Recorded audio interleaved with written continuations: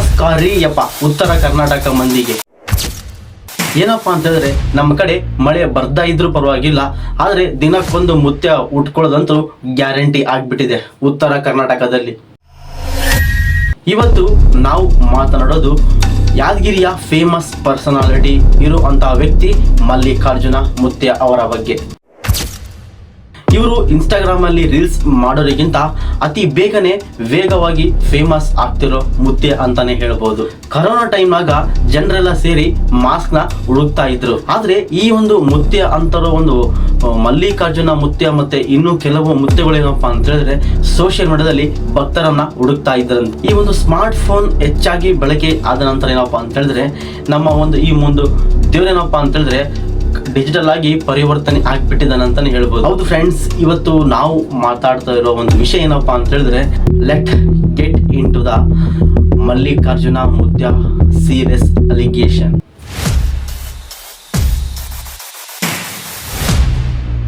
ನೋಡ್ರಿ ಅಪ್ಪ, ಇಲ್ಲಿ ಜನರೇನಪ್ಪ ಅಂತ ಹೇಳಿದ್ರೆ RTO ರೂಲ್ಸ್ ನ ಫಾಲೋ ಮಾಡೋದಿಲ್ಲ, ಆದ್ರೆ ಮುತ್ತೆ ಏನಪ್ಪಾ ಅಂತಾರೆ ಅವನ ಒಂದು ಕಾಲ್ದುಳು ಸೋಕಿದ್ರೆ ಸಾಕು ನಮ್ಮ ಗಾಡಿ ಎಲ್ಲಿ ಸಮೇತ ಆಕ್ಸಿಡೆಂಟ್ ಆಗಲ್ಲ ಅಂತೇಳಿ ಜನರ ನಂಬಿಕೆ ಇದೆ.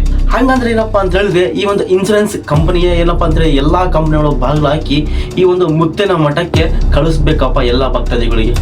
ಈ ಒಂದು ಬೈಕ್ ನಲ್ಲಿ ಹೋಗಬೇಕಾದ್ರೆ ಏನಪ್ಪಾ ಅಂತ ಹೇಳಿದ್ರೆ ಬ್ರೇಕ್ ಹಾಕೋದ್ ಬಿಟ್ಟು ಈ ಒಂದು ಮುತ್ತೆನ ಮುಖವನ್ನ ನೋಡಿದ್ರೆ ಸಾಕು ಗಾಡಿ ತಾನಾಗೆ ಬ್ರೇಕ್ ಹಾಕೋತಂತೆ. ನೀವೇನಾದ್ರೂ ಹೆಲ್ಮೆಟ್ ಹಾಕೊಳ್ಳೋದು ಬಿಟ್ಟು ಈ ಒಂದು ಮುತ್ಯ ಕೊಟ್ಟಿರೋ ಒಂದು ಬೂದಿ ಏನಪ್ಪಾ ಅಂತ ಹೇಳಿದ್ರೆ ನೀವು ಹಚ್ಕೊಂಡು ವಿತೌಟ್ ಹೆಲ್ಮೆಟ್ ಏನಪ್ಪಾ ಅಂತ ಹೇಳಿದ್ರೆ ನೀವು ಗಾಡಿ ಮೇಲೆ ಹೋದ್ರಪ್ಪ ಅಂತ ಹೇಳಿದ್ರೆ ನೀವು 100 ಸ್ಪೀಡ್ ನಲ್ಲಿ ಹೋದ್ರೂ ಸಮೇತ ಆಕ್ಸಿಡೆಂಟ್ ಆಗೋದಿಲ್ಲ ಅಂತೆ. ಮತ್ತೆ ಆ ಒಂದು ಯಮಧರ್ಮ ರಾಜನಿಗೂ ಸಮೇತ ನೀವು ಎದುರೋಕೆ ಆಗೋದು ಸಾಧ್ಯವೇ ಇಲ್ಲ. ಈ ಒಂದು ಮುತ್ಯ ಬರೀ ಭಕ್ತರ ಜೊತೆ ಅಷ್ಟೇ ಅಲ್ಲ, ದೊಡ್ಡ ದೊಡ್ಡ ಲೀಡರ್ಸ್ ಜೊತೆಗೂ ಸಮೇತ ಸಂಬಂಧವನ್ನ ಬೆಳೆಸಿಕೊಂಡಿದ್ದಾರೆ. ಬಾಬುರಾವ್ ಚಿಂಚನ್ಸ್ರಾವ್ ಅವ್ರಿಗೆ ಏನಪ್ಪಾ ಅಂತಂದ್ರೆ ಇವರು ಕಾಲ್ ಮಾಡಿ ಈ ಒಂದು ಎಲೆಕ್ಷನ್ ಗೇಮ್ ಬಗ್ಗೆ ಮಾತಾಡ್ತಾರಂತೆ. ಈ ಒಂದು ಪತ್ರಕರ್ತ ಪ್ರೆಸ್ ಮೀಟ್ ಏನಪ್ಪಾ ಅಂತಂದ್ರೆ ಶಕ್ತಿ ಕುಮಾರ್ ಕೇಳಿದ್ರೆ ಇದು ಪೊಲಿಟಿಕಲ್ ಇಂಪ್ಯಾಕ್ಟ್ಫುಲ್ ಅಂತ ಹೇಳ್ತಾರಂತೆ. ಈ ಮುತ್ತೆ ಏನಪ್ಪಾ ಅಂತಂದ್ರೆ ಮಠದಲ್ಲಿ ಕುಂತು ಈ ಒಂದು ಎಲೆಕ್ಷನ್ ಸ್ಟ್ರಾಟಜಿ ಮಾಡಬೇಕು ಅಥವಾ ಆ ಒಂದು ಮಠದಲ್ಲಿ ಕುಂತು ಮಂತ್ರವನ್ನ ಪಠಿಸ್ಬೇಕು, ಜನ ಪಾಸ್ ಆಗ್ಲಿ ಅಂತೇಳಿ ಇವರ ಕಡೆ ಬಂದು ಏನಪ್ಪಾ ಅಂತಂದ್ರೆ ಒಂದು ಆಶೀರ್ವಾದನ ತಗೊಂತಾರೆ. ಆದ್ರೆ ಈ ಮುತ್ಯ ಅಂತವ್ರು ಏನಪ್ಪಾ ಅಂತಂದ್ರೆ ನಮ್ಮ ಒಂದು ರಾಜಕೀಯ ನಂಟಿರ್ಲಿ ಹಾಗೂ ರಾಜಕಾರಣಿಗಳು ಬೆಳೀಲಿ ಅಂತೇಳಿ ಇವರು ಜನರ ಮೈಂಡ್ ನ ಬ್ರೈನ್ ವಾಶ್ ಮಾಡ್ತಾ ಇದ್ದಾರೆ. ಇದನ್ನ ಕೇಳಿದ್ರೆ ಪಕ್ಕದ ಒಂದು ಮಠಕ್ಕೆ ಏನಪ್ಪಾ ಅಂತ ಹೇಳಿದ್ರೆ ಹೊಟ್ಟೆ ಉರಿಯೋದಿಲ್ಲೇನ್ರಿ ಯಪ್ಪ. ಆದ್ರೆ ಫ್ರೆಂಡ್ಸ್, ಅತಿಯಾದರೆ ಅಮೃತವು ವಿಷ ಅಂತ ಕೇಳಿದ್ರಲ್ಲ, ಅದೇ ರೀತಿನೇ ಈ ಒಂದು ಮಲ್ಲಿಕಾರ್ಜುನ ಮುತ್ಯ ಒಂದು ಲೈಫ್ ಆಗಿ ನಡೆದಿದೆ. ಏನಪ್ಪಾ ಅಂತ ಹೇಳಿದ್ರೆ ಬಾಲಕಿಯ ಜೊತೆ ವಿಚಿತ್ರವಾಗಿ ವರ್ತನೆ ಮಾಡಿದ ಒಂದು ವಿಡಿಯೋ ಈಗ ಇನ್ಸ್ಟಾಗ್ರಾಮ್ ಅಲ್ಲಿ ಬಹಳ ವೈರಲ್ ಆಗ್ತಾ ಇದೆ. ಅಲ್ಲೇ ಈ ಒಂದು ಮುತ್ಯ ಅವರೇನಪ್ಪಾ ಅಂತಂದ್ರೆ ಅಸಲಿ ಬಣ್ಣ ಬಯಲಾಗಿದ್ದು ಜನರು ದೇವ ಮಾನವ ಅಂದುಕೊಂಡವರ ಒಂದು ಏನಪ್ಪಾ ಅಂತಂದ್ರೆ ಅವರಿಗೆ ಒಂದು ಫೋಕ್ಸೋ ಕಾಯ್ದೆ ಅವರ ಮೇಲೆ ಬಿತ್ತು. ಪೊಲೀಸರು ಮಠಕ್ಕೆ ಹೋಗುವಷ್ಟರಲ್ಲಿ ಈ ಒಂದು ಮಲ್ಲಿಕಾರ್ಜುನ ಮುತ್ಯ ಏನಪ್ಪಾ ಅಂತಂದ್ರೆ ಮ್ಯಾಜಿಕ್ ಮಾಡಿ ಆ ಒಂದು ಮಠದಿಂದ ದೂರ ಎಲ್ಲೋ ಹೋಗ್ಬಿಟ್ಟಿದ್ದ. ಯಾವ ದೇವರು ಸಣ್ಣ ಮಕ್ಕಳ ಮೇಲೆ ಕಣ್ಣು ಹಾಕ್ತಾರಪ್ಪ, ಎಲ್ಲೋ ಕೂತೊಂದು ಅಜ್ಞಾತ ಸ್ಥಳದಿಂದ ಏನಪ್ಪಾ ಅಂತಂದ್ರೆ ವಿಡಿಯೋನ ಬಿಡ್ತಾರಲ್ಲ, ಇವರಿಗೆ ಆ ಒಂದು ಪೊಲೀಸರ ಕಡೆ ಹೋಗಿ ಸರೆಂಡರ್ ಆಗೋ ಧೈರ್ಯನೇ ಇಲ್ಲ ಏನ್ರಿ ಅಪ್ಪ. ಇವ್ರು ಏನು ತಪ್ಪು ಮಾಡಿಲ್ಲಪ್ಪ ಅಂತ ಹೇಳಿದ್ರೆ ನೋಡ್ರಿ, ಅಕ್ಷರ ದಾಸೋಹ ಕೊಟ್ಟ ಸಿದ್ಧಗಂಗೆಯ ಶ್ರೀ ಶಿವಕುಮಾರ ಸ್ವಾಮೀಜಿ ಅವರೇನಪ್ಪಾ ಅಂತ ಹೇಳಿದ್ರೆ ಈ ಒಂದು ಶ್ರೀ ಶಿವಕುಮಾರ ಸ್ವಾಮೀಜಿ ನೋಡಿದ ಮಣ್ಣು ಇದು. ಆದ್ರೆ ಇವತ್ತು ಅನಕ್ಷರಸ್ತೆ ಹಾಗೂ ಮೂಢನಂಬಿಕೆಗೆ ಒಳಗಾಗಿದೆ ನಮ್ಮ ಜನರ ಒಂದು ಮನಸ್ಸು. ಎಕ್ಸಾಮ್ ಪಾಸ್ ಆಗೋಕೆ ಈ ಒಂದು ಮುತ್ಯ ಅವಶ್ಯಕತೆ ಇಲ್ಲ ಹಾಗೂ ಅವನ ಆಶೀರ್ವಾದವು ಸಮೇತ ಯಾವುದು ಅವಶ್ಯಕತೆ ಇಲ್ಲ. ನಿಮ್ಗೆ ಓದೋಕೆ ಪುಸ್ತಕ ಬೇಕು ಅಷ್ಟೇ, ಅದನ್ನ ಅರ್ಥ ಮಾಡ್ಕೊಳ್ಳಿ. ಇಲ್ಲಿನವರೆಗೆ ಮುತ್ಯನ ಪವಾಡ ಅಂತ ನಂಬಿದ ಜನರಿಗೆ ಈಗ ಒಂದು ದೊಡ್ಡ ಟ್ವಿಸ್ಟ್ ಎದುರಾಗಿದೆ. ಸೋಷಿಯಲ್ ಮೀಡಿಯಾದಲ್ಲಿ ಬಹಳ ವೈರಲ್ ಆಗ್ತಿರೋ ಈ ಒಂದು ವಿಡಿಯೋ ನೋಡಿದ್ರಪ್ಪ ಏನಪ್ಪಾ ಅಂತಂದ್ರೆ ಮೈ ಜುಮ್ ಅನ್ಸ್ಬಿಡುತ್ತೆ.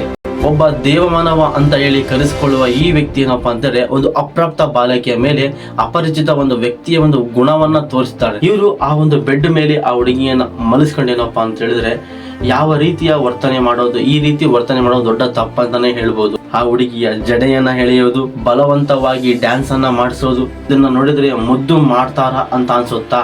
ಆದ್ರೆ ಕೆಲವೊಬ್ರು ಹೇಳೋ ಪ್ರಕಾರ ಏನಪ್ಪಾ ಅಂತ ಹೇಳಿದ್ರೆ ಇದು ಮುದ್ದು ಮಾಡುವ ವಿಧಾನ ಅಂತ ಹೇಳಿ ಹೇಳ್ತಾ ಇದ್ದಾರೆ ಸೋಷಿಯಲ್ ಮೀಡಿಯಾದಲ್ಲಿ. ಮುದ್ದು ಮಾಡೋದಕ್ಕೂ ಹಾಗೂ ವಿಕೃತವಾಗಿ ಅವರನ್ನ ಬಿಂಬಿಸೋದಕ್ಕೂ ನಿಮ್ಗೆ ವ್ಯತ್ಯಾಸ ಗೊತ್ತಾಗಲ್ಲೇನ್ರಿ ಅಪ್ಪ. ಈ ವಿಡಿಯೋ ಎಷ್ಟು ಗಂಭೀರವಾಗಿ ವೈರಲ್ ಆಗ್ತಿದೆಯಪ್ಪ ಅಂತ ಹೇಳಿದ್ರೆ ರಾಜ್ಯ ಮಕ್ಕಳ ಹಕ್ಕುಗಳ ಆಯೋಗ ಸಂಘಕ್ಕೂ ಸಮೇತ ಈ ಒಂದು ವಿಷಯ ಮುಟ್ಟಿದೆ.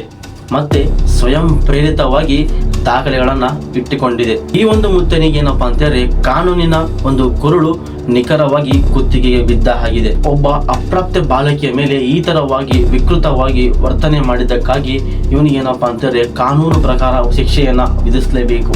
ಯಾದಗಿರಿಯ ಪೊಲೀಸ್ ಏನಪ್ಪಾ ಅಂತಂದ್ರೆ ಈಗ ಆಕ್ಷನ್ಗೆ ಇಳಿದಿದ್ದಾರೆ. ಕರ್ನಾಟಕ ಅಷ್ಟೇ ಅಲ್ಲ, ಆಂಧ್ರ, ತೆಲಂಗಾಣ, ಮಹಾರಾಷ್ಟ್ರದ ಎಲ್ಲ ಜನರು ಸಮೇತ ಈ ಒಂದು ಮುತ್ತೇನನ್ನ ನಂಬ್ತಾರೆ. ಆದ್ರೆ ಈಗ ಭಕ್ತರಲ್ಲೇ ಎರಡು ಭಾಗ ಆಗಿದೆ. ಒಂದು ಸೈಡ್ ಭಕ್ತರು ಏನಪ್ಪಾ ಅಂತಂದ್ರೆ ಇವನು ತಪ್ಪು ಮಾಡಿಲ್ಲ ಅಂತ ಹೇಳಿ ಭಕ್ತರು ಬರ್ತಾ ಇದ್ದಾರೆ.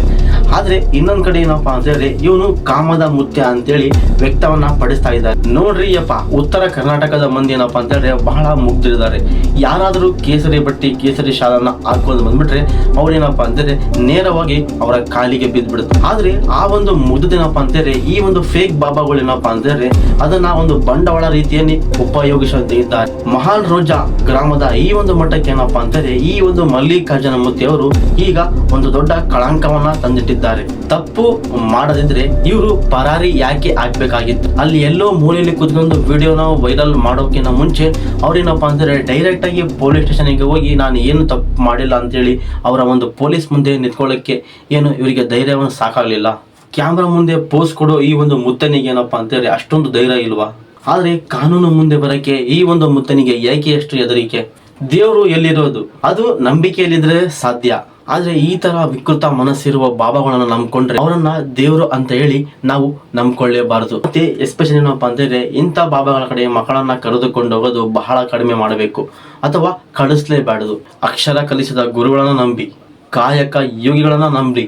ಆದ್ರೆ ಈ ತರ ಒಂದು ಕ್ಯಾಮ್ರಾದ ಮುಂದೆ ಬಂದು ವಿಕೃತವಾಗಿ ತೋರಿಸುವ ಈ ಒಂದು ಮುತ್ತೆಗಳ ನಂಬಿಕೆಗೆ ಬಲಿ ಆಗಬೇಡ್ರಿ ಅಷ್ಟೇ. ಮುತ್ತೆನ ಈ ಒಂದು ಕೇಸ್ ಬಗ್ಗೆ ನಿಮ್ಮ ಅಭಿಪ್ರಾಯ ಏನು? ಪ್ಲೀಸ್ ನಮ್ಮ ಕಾಮೆಂಟ್ ಬಾಕ್ಸ್ ಅಲ್ಲಿ ಕಾಮೆಂಟ್ ಮೂಲಕ ತಿಳಿ. ಇದು ನಿಜವಾಗಿಯೂ ಮುದ್ದು ಮಾಡೋದಾ ಅಥವಾ ವಿಕೃತನ ಅಂತೇಳಿ ಕಾಮೆಂಟ್ ಮಾಡಿ. ಆ ಒಂದು ಕೋರ್ಟ್ ಹಾಲ್ನಲ್ಲಿ ಸತ್ಯ ಹೊರ ಬರಲಿ ಹಾಗೂ ಈ ಒಂದು ಅಪ್ರಾಪ್ತ ಬಾಲಿಗೆ ಏನಪ್ಪಾ ಅಂತಂದ್ರೆ ನ್ಯಾಯ ಸಿಗಲಿ. ಇಷ್ಟು ಹೇಳ್ತಾ ಜೈ ಹಿಂದ್, ಜೈ ಕರ್ನಾಟಕ ಮಾತೆ ಅಂತೇಳಿ ಇವತ್ತಿನ ವಿಡಿಯೋನ ಮುಗಿಸ್ತಾ ಇದ್ದೀನಿ. ಈ ತರ ಒಂದು ಕಂಟೆಂಟ್ ಬೇಕಂದ್ರೆ ನೀವು ನಮ್ಮ ಚಾನಲ್ನ ಸಬ್ಸ್ಕ್ರೈಬ್ ಮಾಡ್ಕೊಳ್ಳಿ. ಮತ್ತೆ ಸಿಗ್ತೀನಿ ಈ ತರ ಒಂದು ಬೆಸ್ಟ್ ಕಂಟೆಂಟ್ ಜೊತೆಗೆ.